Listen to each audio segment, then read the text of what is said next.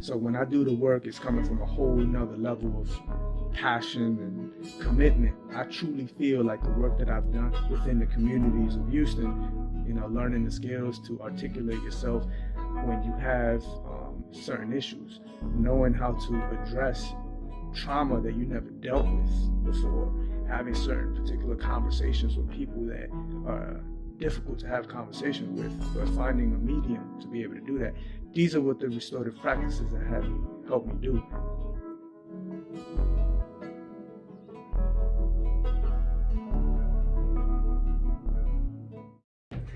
Welcome back. This Translating Success Podcast, episode 5. We back on it. We had a great 4 episodes, and today we're going to talk about fatherhood. It's something that I've been talking about for the last couple days with people in my family and friends that I've been having around me over the last week.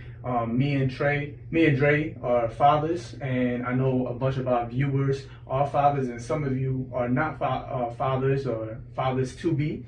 And we just wanted to have the conversation on fatherhood and the real ins and outs of it, to give you a different perspective, to spark up conversation about it. Now, with me in particular, Dre, with fatherhood, me growing up, I used to always say, like, and I know you said this before in previous episodes, but I also said it all the time, like, I would watch my father and I would try not to be like my father in so many different ways, right? And not really focus on the bigger picture that I was a lot like him, right? And then trying to figure out how to be better, right? I was just focused on the negatives and the flaws. Everybody has flaws.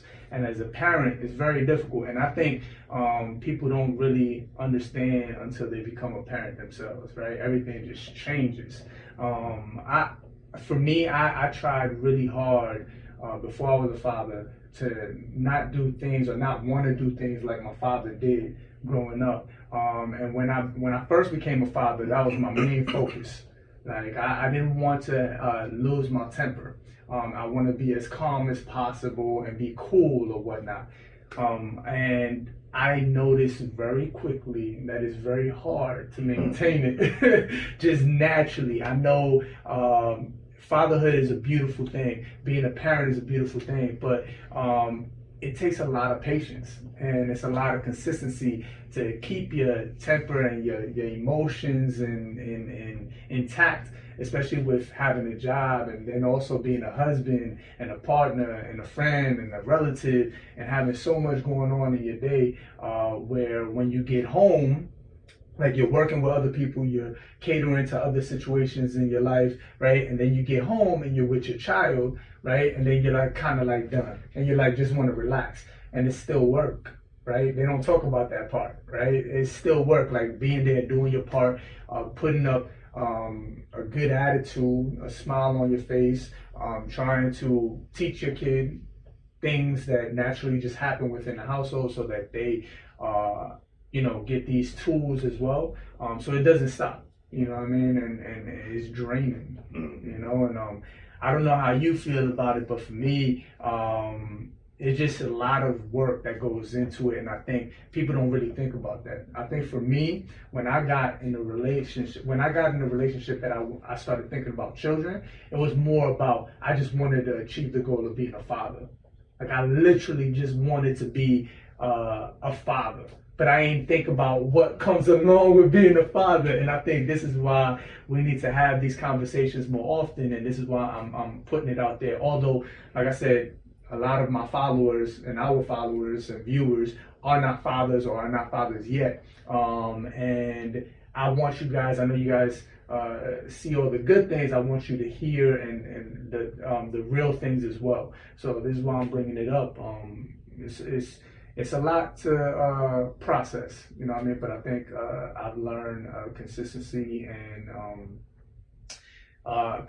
and patience are main things, and just a mindset of like, okay, when I get home, I got to do this. Although I've been at work all day, although I've been here doing this, when I give it around my child, I still got to work, and I want to achieve this, that, and the third with my child, right? So that they have a peaceful environment, so that they have a a good sense of relationship with their parent, right? It's not just like, not paying attention to them, or angry every second, like for little things that they're doing, and they didn't see me all day, right? It's not fair to them. So it's a lot of, you have to woosah before you get into it and get in that space. With being a father or a parent, do you believe there's a right time to be a father or be a mother or be a parent? Like, do you think, like, if you were to set the stage, what would be what do you think the perfect setting for someone having a child, or if there is one, would be? There's no perfect setting. I mean, that there's a lot that goes into the outcome of parenting, because you won't know. A lot of parents don't get that immediate response to, okay, I'm doing good at parenting, I'm not, right? Like, there's a lot that, I don't want to say coast through it, but, pretty much have a, bring up in an okay childhood, no real traumatic experiences, just, normal family life. Yeah. And, kind of like we addressed, last week, they hit trauma for the very first time. Yeah. And now all of a sudden, there's reactions to it that no one's ever seen before. And, coming in, I guess our parents, when they're heavily judged on the outcome of their children, like, that can, that can, affect what you thought parenting, good parenting was. That's true. You see what I'm saying? That's true. So that's why, for me, I can say, like, there's not one perfect time to say, because we've had some wonderful outcomes out of the worst situations. Yeah. We've had some horrible outcomes out of the best situations. Yeah. And, as far as parenting, like, I want to say, sometimes it's natural, meaning, like, certain people are going to do whatever it takes to be that good parent. They're gonna learn their child. They're gonna study their child, and they're gonna understand what's the best for them, not necessarily what other people say, what other quote unquote good parents suggest. Or anything. They're just gonna learn their child, and they're gonna do what's best for their child. So you're saying the best time to have a child is basically when the person has the mindset to be in that environment or be in that space of being a parent, right? It's more like being in the space of no longer living for yourself. Because the moment you have a kid, like, that's your very first, I have to literally take care of you. Like, if I don't, you die, or it's horrible situations if I don't. So what other situation are you on a line that much? Yeah. You know what I mean? What other situation do you have to where, and this is speaking on no matter what situation you're in, like whether you have, a wife, girlfriend, that you share with, or single dads, or, a lot, because, that definitely changes the dynamic. If you do have help or not, as far as parenting. But either way, like, and this is for both, mothers and fathers, like, you got to be at the point where you are ready to pretty much totally submit to the needs of another being. Like, when it's going the traditional route, getting married and having children, like that, yes, you're submitting to your wife, but she's not totally dependent on you. This kid is completely dependent on you. So this is the very first time that you actually have to give up yourself for someone else. I feel like I can't say what's the perfect time, but I can say that if you're not ready to literally give up yourself for another person, that's probably not the best time for you. I totally agree with that. I mean, it's a mindset. I don't think, like you said, it has nothing to do with how old you are or what age or a certain point. Like, I think it's just, for me, it became like I had to be in a place like I was ready to do whatever it took. I didn't have that mentality, not knowing what it all entails. I was like, okay, I'm set. I am going to do whatever it takes to be this child's parent, right? And I'll figure it out along the way. And I think that's what it takes. And that's what we all have to start thinking about. Like, we're all going to figure it out. There's no going to be no perfect way. We all have our traumas. We all have our experiences which are different from each other. And it's all about figuring it out along the way, and having the right partner to go along with it. Because I think for me, I made a conscious decision. I could have slipped up and been in a wrong relationship, but I was fortunate. I chose someone that I thought was on the same path as me, and she ended up being, and she tells me all the time, I'm lucky.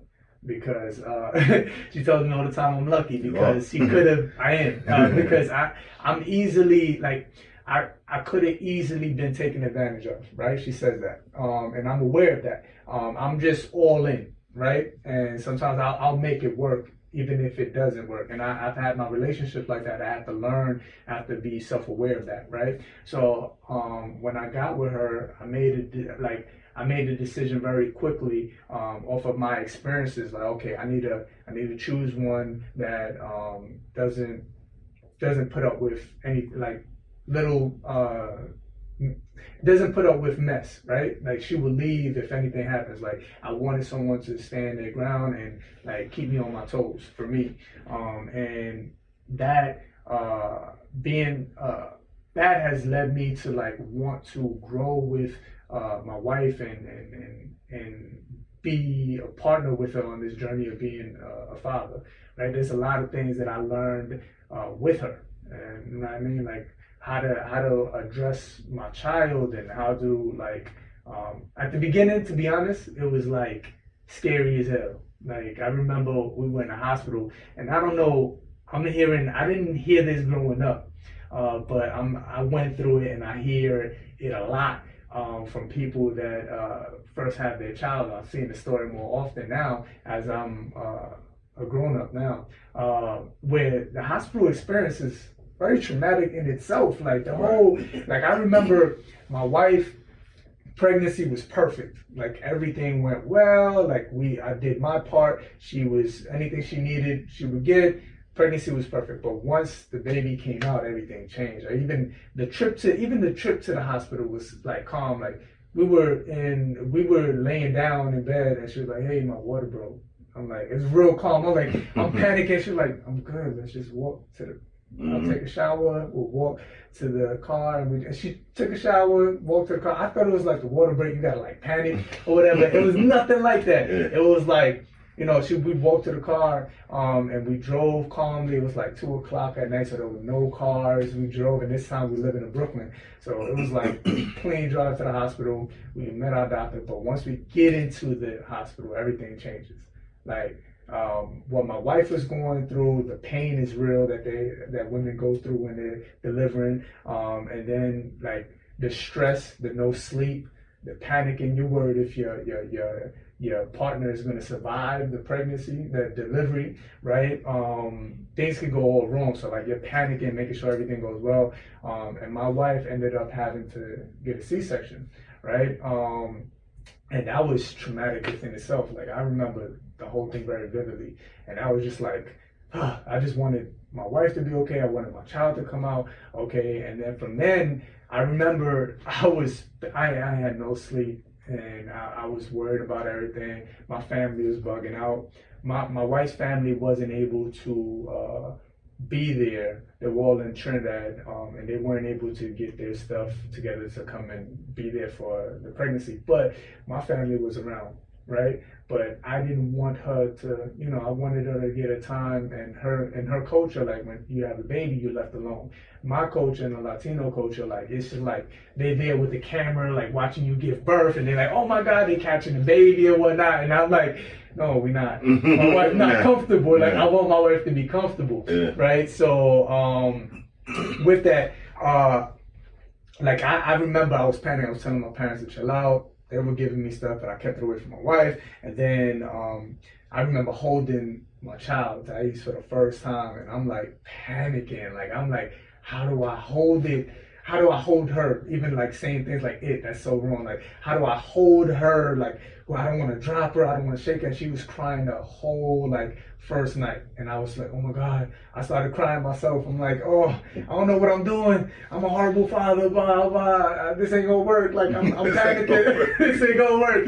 Like, I thought I could do this. Like, and I stopped. And I think, people need to have that conversation more often. That happens, right? Whether it's at the beginning or in the middle or when the child is much older, but you have those moments. And I think being real about that will help people get through it. Because I remember when we were in the pregnancy stage, everyone was like, oh my God, pregnancy is amazing, having babies is amazing, like kids are great.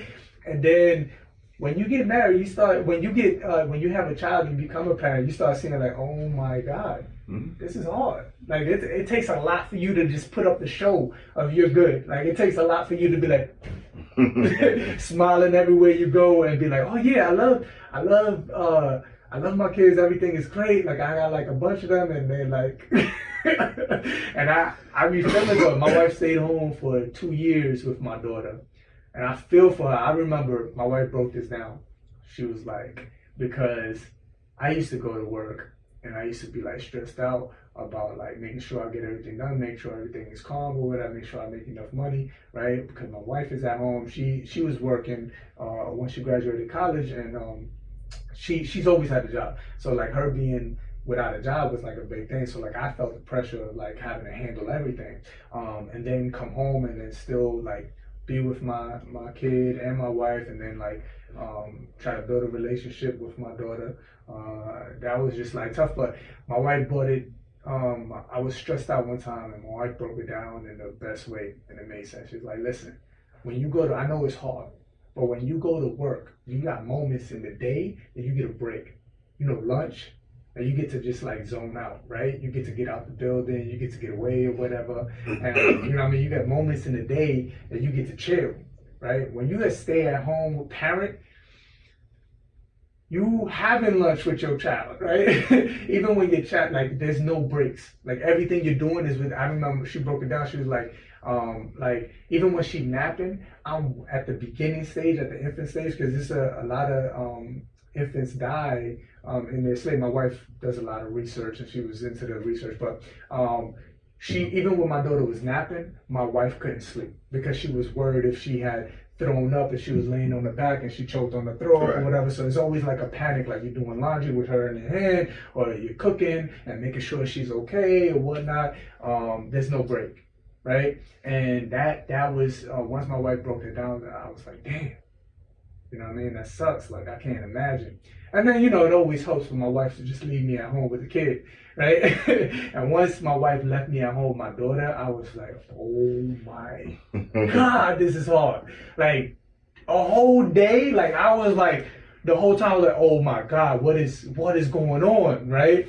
Of course, you have your moments, you play around, but it's not like in the movies or the shows, like, that whole playing around and comes in spurts, like in moments. It's not the whole time you with your kid, you like playing and happy about. I mean, there's moments where you just like, oh my God, what do I do? And you have to like correct, and then like you gotta fix, and then you know what I mean. You can't overtalk because the baby might be too young or whatever, and you gotta understand their age, and it's just like, oh my God, it's a lot. You know what I mean? So it's just something to bring to awareness. It is great. Like I love being a father to my daughter. I love being a parent. It's built my relationship actually with my wife, a better understanding of things. Like when, for example, how to communicate with my wife changed.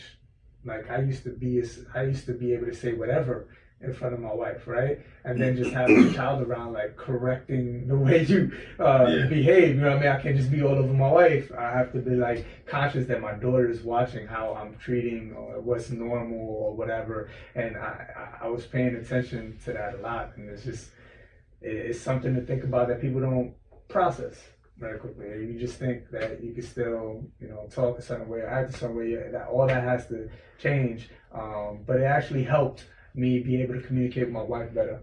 You know what I mean? Honestly, in a weird way. With with partners, I know we got different experiences. What do you think about like when it comes to what is essential when choosing a partner for someone to like be a parent with? What's something? Just really like someone who also understands that this is what we're getting into. Yeah. Like you said, things change when the child gets here. So if you come across someone that's just like, oh, I just want to be a parent because I heard about it, or like I'm pretty sure this is this is the one. Like, if you truly are ready, then you need to make sure that other person is in the same spot. Like if you're at the point where you understand that I am prepared to give pretty much myself to another being, make sure that person is also at a point in their life where excuse me, they are, because. Did you have those conversations with your partner? Like before the child got here? Maybe. I don't I'm putting you on spot. Yeah, you gotta speak on the personal stuff. Gotcha. But I mean, I do suggest it though. Yeah. Like because we all learn, and I could honestly say like no, because that wasn't. I'm not saying that I did it perfect either. But no, like I can't say that we did, especially when you're young. You're not even thinking about that. I get to say that because I've been through all of that. So I know what I should have done. I know what to do in the future. If I actually have another child, but as far as back then, you remember, also too, is like we gotta consider the fact that a lot of parents aren't planning, don't plan to be parents. It's like for a lot of them, it's like, oh, okay, we're not planning on it, but it happens. Right. So, and at that point, that's when if you pick the right person at the point when it's going to happen. How does that person react? Are they truly ready to, give themselves up for this child? Or are they still all about themselves? And reading the red flags, I think that's very important. Reading the red flags are very important. I know when we found out we were going to be parents, I think the hardest thing at the beginning was telling my parents, and I think telling both our families, because we weren't together for a very long time before it happened, but it was something that we consciously made a decision on, and it was something that we were ready for. I think my parents were more like you had to have certain things before you had a child, right? But you have to know how you are too. For me, personally, it was more motivation for me. Like me having a child, just something clicked in me. Like I was like, it's going, and I'm not saying, I don't tell people like, if you don't have motivation, have a child to have motivation. No. Right. I was saying like my relationship was going in that direction. And once we got to that place, it became motivation for me. And when I became a father, it just became something just clicked. Like I have something I'm working more for, right? It's not just about me, like you said earlier. Right. And that's something that you have to learn as well too, because we as men say that, but in then really understanding what that means is something totally different. Right? Just saying it and actually doing it. And I'm still learning, right? Because at the beginning I was like, oh, she's my motivation, blah, blah. But like the ins and outs, for example, like actually being about it, like staying up those late nights, right? And not getting to a place where before I'm a hard sleeper. Right? That was my excuse. I'm a hard sleeper. Right? And the baby gets up or starts crying every 2 seconds, right? And my wife will naturally, she's a light sleeper, she would naturally get up and just go take care of it. And it got to a point where she's doing it all the time and it just wasn't expected by me, right? But as a parent, you need to 50-50, right? You need to go 50-50, you need to carry your load. I had to like get to a place where I was about it. It was like I'm getting up because I'm not a hard sleeper because I'm a father now, right? And that's something that I had to work through. Like I can honestly say now, at this point in my life, and my daughter's 5 years old, like I hear the door crack or I hear footsteps, I'm up, right? Because I know my wife needs her sleep, right? She's teaching, she's in education, she has a lot on her plate now. So like for me, it's just like I need to do my part, right? And I've gotten to that place over years of like working it out. I'm telling you, I used to have the excuse, hard sleep. I wouldn't hear anything. And I'll be knocked out. And I'll wake up and my wife looking at me like this. Like this because she didn't get any sleep, right? But I think, like I was saying, being about that life takes time and saying it, and then being about it is two different things. And learning through going through it. Right.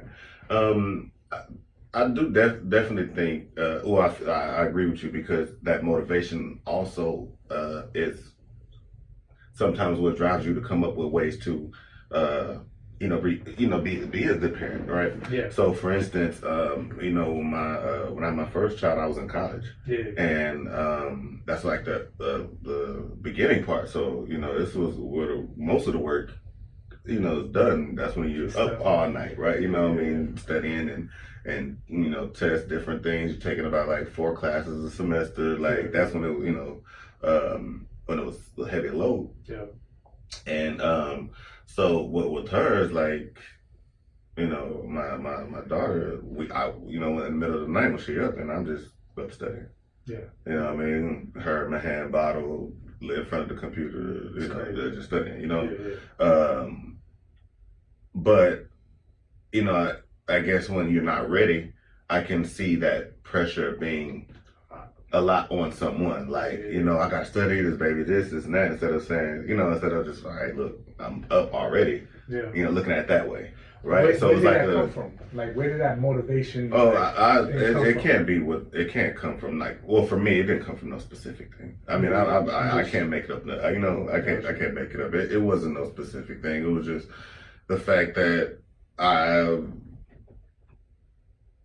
wanted to. You know what I mean? Like honestly, like I wanted to make it happen. That's dope.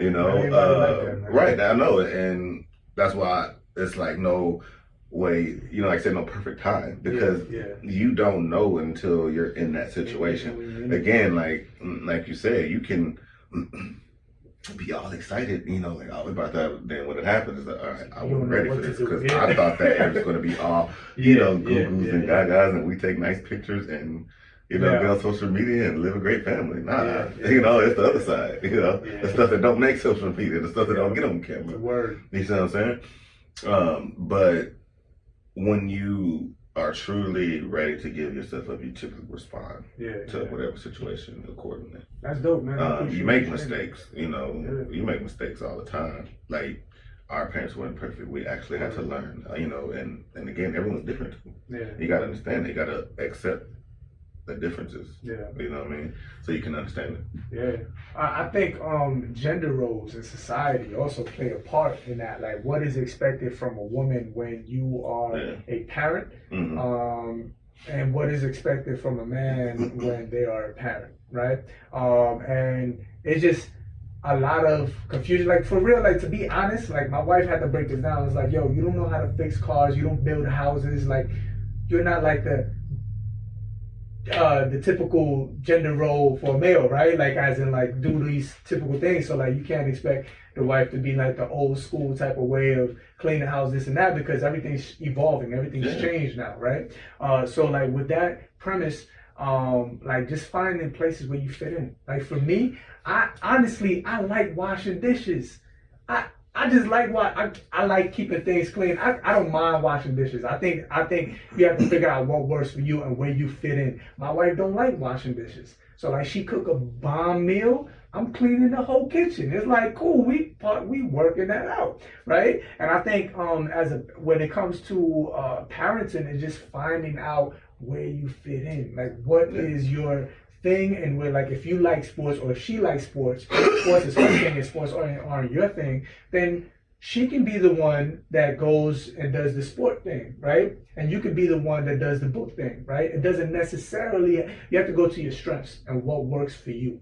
You know what I mean? It can't be something that you thinking it needs to be like the stereotypical gender roles or the way everything played out in the past. It's something, for me, I had to learn that as I go. Because although we saying everything's evolved, once you're in it, like you said, once you become a parent, things just, or a husband, or, you know what I mean, things just naturally happen from like our experiences, like what we saw growing up, what we saw hearing and seeing on TV and movies. It just goes in and you naturally start, just like how you start doing things that your parents did when you were younger, and you're like, oh my God, I can't believe I sound like my father, I sound like my mother. For all my young people, that's going to happen. Like, that's gonna happen. And I think you need to get to a place where it's all about, like we said in previous episodes, catching yourself. And when you catch yourself, what you do you switch it up, or do you continue just falling for it, right, and doing the same thing that has been happening before? But just being open to fitting in where you fit, you know what I mean, and playing your part. I mean, again, it comes down to his willingness to do it. Willingness, at the end of the day, because I mean, you're going to support everything. You know, you may not be a sports person, but I guarantee you, most mothers aren't sports people. But when their kids play sports, they're there. They're there, right? You know, I mean, support. Even if dad is the coach, they're still there because they want to support their kid. Certain parents don't, but you know, I mean, it's you know, more not. Sometimes you have to be comfortable being uncomfortable. Word. For your kid. Yep. You know what I mean? Because we all know that support does have an effect on the outcome of children. Word. You know, and that's the biggest thing. You know, you have to. That's what goes with giving yourself fully to this other person. Word. Like supporting them in each and every way. Word. You know, but that doesn't mean that the parents that can't make it to every practice or every game because they're working. You know, that doesn't mean that they don't care. They don't care, or that that's bad parenting. You know, I think that certain people can't accept differences, and understanding that just because this style of parenting is different from the other style of parenting doesn't mean that one is good or one is bad. Word. Because again, good kids come out of situations that we wouldn't expect them to come out of. We have kids that end up in jail or worse coming out of excellent situations. So who are we or anybody to say, oh, I'm a good parent, this is a bad parent? You know? Good point. Now, of course, there's intentions. You know, you got people who just completely don't care, didn't want to be parents, or don't care about kids or being a parent. But for those who are doing their best and how they feel, you know, they need to raise their kid, that's all you can ask for. You know, that's a good point. I think also going back to what I said at the beginning with consistency and patience. It is hard. Parenting is it's hard. And being consistent on saying the same thing over and over and over. And that, I think for me, my problem was just thinking my child should get it, actually getting older, like the first time I said it. That's not how it works. Like, especially at the 1 to 5 age, like you have to consistently say it, and say it in a manner that you have the same expression on your face so that they know you for real. Right? And being consistent and being patient, like they will get it. And I think, for example, in my situation, my daughter, like we would say things like, you know, what was something she did recently, to give you a prime example? Needs and wants, right? She always complained about what she wants. But it's like, that's a want. We break it down, that's a want. Ever since she's been like 1 or 2, that's a want. You don't need that. So you need to separate. You need that. That's something that you want. It's not something that you need. right? And we break down the difference, right? And we kept on saying that to her, especially when she's complaining, she catching her tantrums, and she's like, "Oh my God, I need that, I want that," and they're like, "No, you don't need that, you want that." And I remember we just were going hard at her, and we just like, "Oh my God, why don't she get it?" And one time, last year, she was 4, and we was at the park. I wasn't there, my wife was there, and she was like, there was this girl complaining, and she was like, I need that, mommy, I need that, mommy." And my daughter walked up to her and was like, "You don't need that. That's something you want." What you need is something like this and that. And my wife was like, she listened. Right. Right? And they hear it. And I think it's just, that's a part of it. And that's the beauty of parenthood. Like for me, seeing those things happen and come to fruition. Like that children hear. Like everything that's you're saying is going in the back of their minds, right now, or it's going into their heads, right? And it's gonna come out eventually. The more you stay consistent, the more it'll be there, right? Mm-hmm. So you just gotta be patient and understand and just keep spitting that knowledge, and it'll come out. And I know for me, like I'm saying every single day, like Nipsey made a post before his death. He had an interview with Stephen Curry on his show. The car show where he does interviews in the back of the car. And I remember Nipsey said he had like a mantra he had with his daughter every day. And he was like, he would ask her questions and she would answer it, right? So I was like, yo, I'm gonna start doing that. And I did, and I added my twist to it, but I would ask my daughter every single day, and she didn't understand what it meant, or she couldn't answer it every time, but like now it's like, before I finish the question, she's answering it. Boom, boom. Like she knows it like the back of her hand. And it's like, what's integrity? Doing the right thing when no one's watching. What's confidence? Believe in yourself. What's integrity? What's leadership? Think for yourself. And then I added, that's the thing I got from Missy, but then I added a couple things like, who loves you? And then I had her say me, like her. Like she's talking about herself. And I made that purposely because I told her, and she was like, why you always tell me to say that? I was like, because I want you to love yourself and not have to look for somebody to love you, right? And then after she says that, I say, I love you too, right? Just to know that, mommy and daddy and your grandma and your family loves you, but you need to love you more than anything else, right? And then now she says it with pride, and then I see her, I say it every morning before school, and I say it every night before bed. And now she walks around with this confidence. Right, she has this confidence when she goes to the playgrounds. Like she's a leader. Like she be telling kids what to do or whatever, and she's not bothered. Like if somebody don't want to play with her, at the beginning stages, she used to cry when people didn't play with her. Now she's playing by herself, and if you don't want to play with her no more, she's good. She's just doing her own thing, right? And she makes another group of friends. And now we went at Chick-fil-A where they have the playground thing. She goes in there, and she's like, yo, Ma, like every time I go in there, like I make friends. And, like, and I was like, yeah, that's good. You got that confidence. She's built that, right? And I think like just being consistent, because I remember the beginning stages, like I had to break it down. Integrity, say integrity.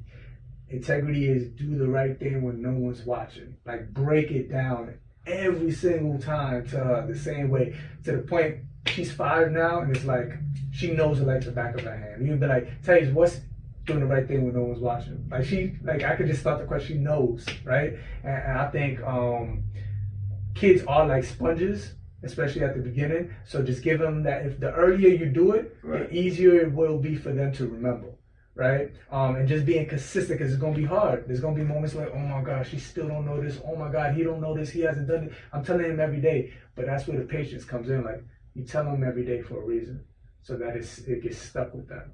And then they add some life experience to it, like they fall down and they get up and they can put it, oh, that's what daddy tells me, right? Or when they finally get a success or something that they're not good at, they're like, oh, that's what happens when I keep going, right? Mm-hmm. And they see the benefits of what we're telling them. You start seeing it, and it'll take time, but you can't put a time frame on it. You just gotta continue to do your part as a parent. And I think that's what you need to commit to. Like as a parent, I'm going to give my kid this, right? And they will take it and they will do what they need to do with it, but I'm gonna give them this in the early stages and beyond, so that they know they have this to go off of, right? And you got to commit to that, whatever that is for you, whether it's a mantra you building, whether it's like, I have my daughter working out, like, and it sounds crazy, but she's 5 and she goes to the gym. Over the summer, she was going to the gym like 3-4 times a week. And it wasn't, don't get me wrong, I wasn't like forcing her to go. She saw me and her mom's working out. Like her mom will go to the gym or go run, and then she'll come back, and then I will go to the gym and run. So she saw that. It was something that she was used to. It became a norm. She was like, "Are you going to work out? Okay, mom. Okay, dad." And then one day she was like, "Can I go?" I was like, "Yeah, you could go." Right? And I started doing little things with her, like, jump up and touch the bar. I would put the bar for the bench press a little higher. I'd be like, jump up and touch it, right? And then put your feet like this, squat jumps or whatever. And little by little, and now she goes, like, try to do 2 times a week, where she goes for 30 minutes. She does the treadmill, she runs, right? She doing squat jumps, she doing sit-ups, she doing burpees. She doing, a bunch of different exercises for 30 minutes. And people were looking at me in the gym like, oh my God, like, how's she doing? And while she's doing it, she's saying the stuff that I tell her to say. I'm confident, I have integrity, blah, blah, blah. I'm beautiful, right? And it's because of I was being consistent, but it was very hard at the beginning. Like, there's a lot of times like she just don't want to go to the gym. Daddy, I don't want to do this. I don't want to finish. And I keep telling her, it's something we're struggling now. She's good at certain things, and when she's good at something, she gets bored. She don't want to finish. And the same thing I'm saying, like, every single time, finish what you start. Finish everything you start. And I connect the dots for her. Like, I use this as an example. Like in the gym yesterday, she wanted to quit. She does 25 of everything. She was doing the 25 squat jumps, right? And I was like, she was at 20 and she wanted to quit. I'm done. And she crying over that. I was like, listen, you have to finish everything you start. Just like when you doing a page in your homework and you have that last 2 sentences to do, you got to finish. It doesn't matter until you finish, right? Or when you're on the soccer field, because you played on a soccer team a couple seasons ago, and when you're on the soccer team and you just have to finish, you're so close to the goal, you just got to kick it in. It don't matter if you got there, you need to kick it in, right? And try, right? And just giving that and connecting, that's what. And then now it's just like I'm waiting for the moment where she's going like, I gotta finish what I start. I'm waiting to hear that now, because she's done different things that she's shown us. Like at 5, like, oh, okay, she's listening. Now the next thing I'm just waiting for, like, when she's older and be like, I have to finish everything I start. That's what my dad used to tell me. I gotta finish everything I start. And just like molding that in her and giving her that, you know what I mean? So I think that's a big part of parenthood. With everything we was talking about, I think that's a good start to the episode of, intro to parenthood, fatherhood, and continue the conversation. I actually have a couple people that I know, they got crazy stories too that want to join. I've been getting asked to join the podcast, so we're gonna have a couple people to come in and do interviews with us, and they got crazy stories, especially males that have experiences as fathers, as athletes, as other things that we've covered before. And I think it'll be a good, because I got 2 people in particular that are parents, and their stories are crazy and a bit different, but it'll be good to interject into conversation in the future. But I definitely want to have this conversation with y'all, open up the floor conversation. I appreciate you, Dre, for opening up on your situation, and this is all we want. Like, although we don't fully feel comfortable to talk about certain things, pushing ourselves to be uncomfortable at times to, grow. And I think that's the main purpose. So we're leading by example. Hopefully y'all can see that and continue to follow us. And if you have any comments or things y'all want to add to the podcast, let us know in the comments below. And we're on episode 5. We're going on to 6. I'll see y'all next week, man. Thank you.